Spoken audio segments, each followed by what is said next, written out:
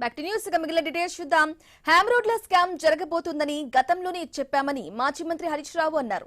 అప్పుడు టెండర్లే కాలేదని చెప్పిన మంత్రులు ఇప్పుడు టెండర్లు ఓపెన్ చేశారని ఆరోపించారు. ఆర్ఎండ్బి పిఆర్ రోడ్లలో టెండర్లు ఓపెన్ చేశారని తెలిపారు. ఆర్బీ 11,000 కోట్లకు టెండర్లు పిలిస్తే దాదాపు 15,000 కోట్లు కొటేషన్ వేశారని చెప్పారు. ఇక పిఆర్ లో 6,000 కోట్లకు పిలిస్తే 7,000 కోట్లకు పోయిందని అన్నారు. మొత్తం 5,000 కోట్లు ఎక్సెస్ కు టెండర్లు పోయాయని విమర్శించారు.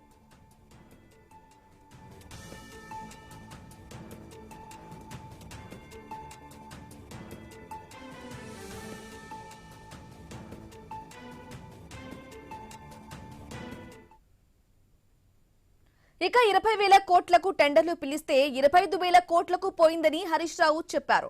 పరోక్షంగా అప్పులు చేస్తున్నారని మండిపడ్డారు. ఇందులో 10% మొబిలైజేషన్ అడ్వాన్స్ పొందుపరిచారని తెలిపారు. అయితే గతంలో కాంగ్రెస్ సర్కార్ ప్రాణహిత చేవెళ్ల ప్రాజెక్టులో మొబిలైజేషన్ అడ్వాన్స్ విధానం తీసుకొచ్చిందని అన్నారు.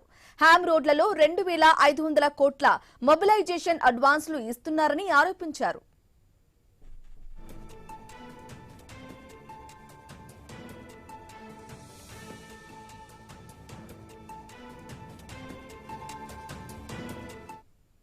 ఇక బీఆర్ఎస్ హయాంలో మొబిలైజేషన్ అడ్వాన్స్ విధానాన్ని రద్దు చేసినట్లు హరీష్ రావు తెలిపారు.